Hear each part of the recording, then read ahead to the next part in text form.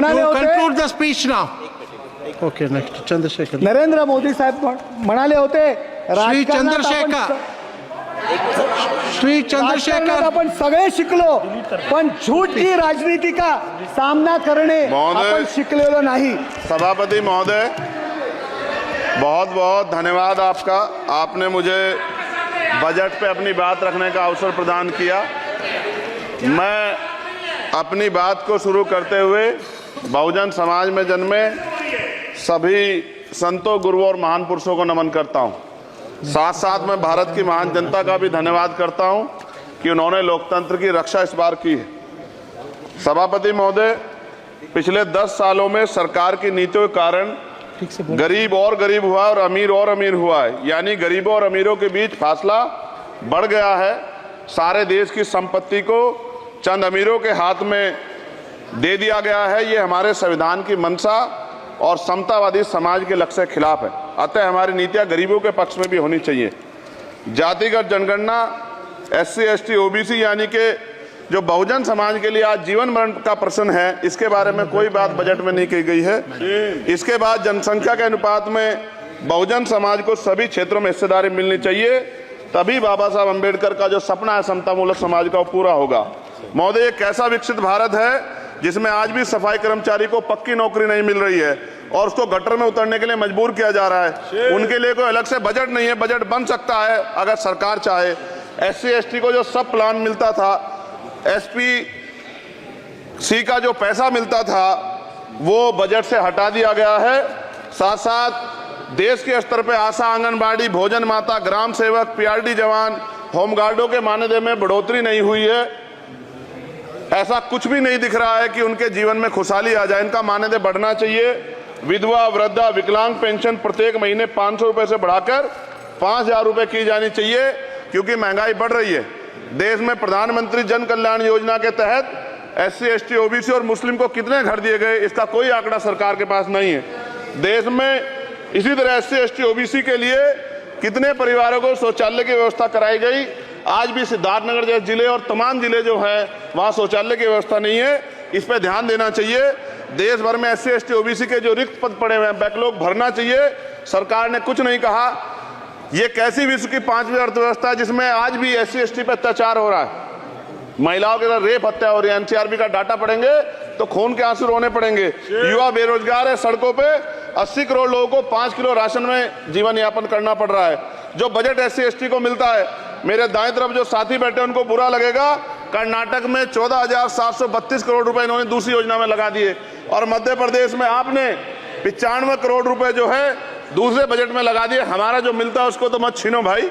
MSP की legal guarantee कोई बात नहीं हुई है। किसानों को जो 6,000 रुपए मिलते हैं उसको बढ़ा के 12,000 रुपए करना चाहिए, और फसल बीमा जो है उसका सारा प्रीमियम सरकार भरे, किसानों पे बोझ ना लगे।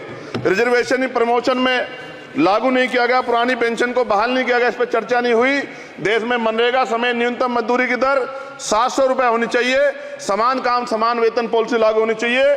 जो रसोई की चिंता करते हुए 500 रुपए प्रति सिलेंडर से ज्यादा के दाम नहीं होने चाहिए, जो महिलाओं को राहत मिल सके। बिजली के दामों में भी कमी होनी चाहिए।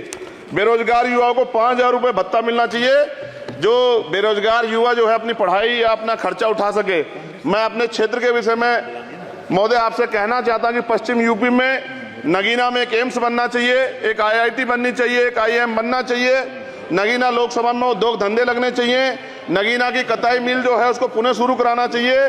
RRTC जो योजना है सरकार की, उसको मेरठ से आगे बढ़ाकर मुजफ्फरनगर, सहारनपुर से नजीबाबाद, नगीना होते हुए उसको नगीना तक ले जाना चाहिए। साथ साथ नजीबाबाद से मुंबई के लिए एक ट्रेन चलनी चाहिए, और नगीना, श्योरा, किरतपुर में रेलवे के ओवरब्रिज बनने चाहिए।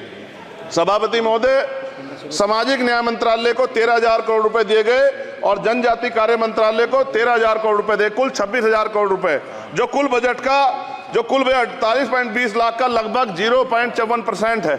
जबकि हमारी संख्या 25% से ज्यादा SC, ST की और बहुजन समाज की मिलाओगे तो 85% से ज्यादा है। और हमारे विकास के लिए सरकार 1% पैसा खर्च कर रही है, जो मिलना हमें चाहिए, जबकि मिलना हमें 25% चाहिए। ये ऊंट के मुंह में जीरा के समान है, कहावत हमने बहुत दिन सुनी थी। पिछले लंबे समय से हमारे साथ धोखा हो रहा है। लेकिन अब ये नहीं चलेगा। चंद लोगों की तराजू से देश के संसाधन नहीं बटेंगे। इस देश का बहुजन समाज बर्दाश्त नहीं करेगा। संसाधन का बंटवारा संख्या के आधार पे होगा। माननीय काशीराम साहब नारा लगाए थे, ना तो वोट हमारा राज तुम्हारा चलेगा, और आज हम कह रहे हैं ना ही वोट हमारा और नोट तुम्हारा चलेगा। इस बात का भी ध्यान जो है सरकारों को देना पड़ेगा।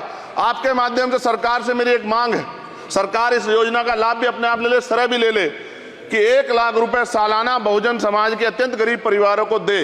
10 लाख करोड़ रुपए खर्च होंगे, लेकिन इस 1 लाख रुपए की योजना से एक झटके से एक परिवार गरीबी की रेखा से ऊपर आएगा और इनके बच्चों को कुपोषण खत्म होगा, अच्छी शिक्षा मिलेगी, महिलाओं को सम्मानजनक जीवन मिलेगा और इससे वास्तव में सबका साथ सबका विकास का नारा सार्थक होगा।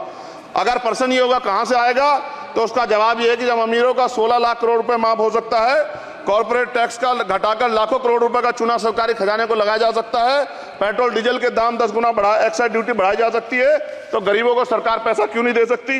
महोदय, समय आ गया है, अब निजी क्षेत्रों में आरक्षण की व्यवस्था होनी चाहिए।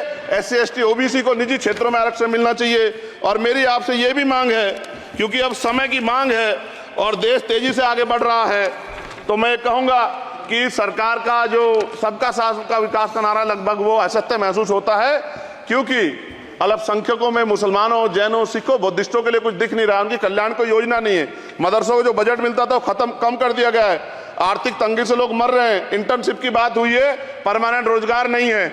और दिल्ली में क्या हुआ बच्चों के साथ कल, उनकी सुरक्षा की जिम्मेदारी क्या है? वो आए तो बनने थे IAS IPS और बन क्या गए, लाशें बन के गए। यहाँ से कोई ध्यान नहीं दे रहा है, किसी की नजर नहीं है। साथ साथ मैं आपसे ये भी आग्रह करूंगा कि हम ग्रामीण क्षेत्रों से आए लोग देश से बड़ा प्रेम करते हैं और हम ये महसूस करते हैं कि सरकारें हमें सुनेंगी, सरकारें हमारे बारे में सोचेंगी। लेकिन ऐसा महसूस हो जाता है आज़ादी के 75 साल बाद, और जिसको अमृत काल कहा जा रहा है, आज भी SC ST OBC के लोगों पर अत्याचार हो रहा है। अभी 2 दिन पहले गोली से उड़ा दिया गया गाजियाबाद में, और राजस्थान में गर्दन काट दी गई। ये घटनाएं देख कर डर लगता है, घर से निकलते हुए भी कि आने घर वापस लौटेंगे नहीं लौटेंगे। तो मेरा सरकार से आग्रह है, अगर आज़ादी के 75 साल बाद भी हमारी हत्या हो रही है, तो हमारी मां को भी दर्द हुआ होगा जब उसने हमें पैदा किया होगा, हमारी बहनों को भी हमारे खोने का दर्द होता होगा। कैसी कानून व्यवस्था है आपकी, सब कुछ है आपके पास, फिर भी जो है महिलाओं पर रेप नहीं रोक पा रहे हो, हत्याएं नहीं रोक पा रहे हो, गरीबों, दलितों, पिछड़ों, किसानों, मजदूरों की जान नहीं बचा पा रहे हो। किसान सुसाइड कर रहा है, नौजवान सुसाइड कर रहा है, और बड़ी बड़ी बातें होती हैं, इधर भी अच्छे लोग हैं, इधर भी अच्छे लोग हैं, लेकिन अच्छाई तब होगी जब जमीन पे भी कुछ काम दिखाई देगा। और जमीन पे महोदय कोई काम दिखाई नहीं दे रहा है। जब कोई योजना की बात आती है तो सरकार हमसे मुंह मोड़ लेती है। आप बताइए, एजुकेशन का बजट कम कर दिया, हेल्थ का बजट कम कर दिया। मैं अपने क्षेत्र में गया तो आप विश्वास कीजिए, डॉक्टर नहीं है, स्कूल में मास्टर नहीं है, और कोई भर्ती ऐसी नहीं जिसका पेपर लीक नहीं होता है।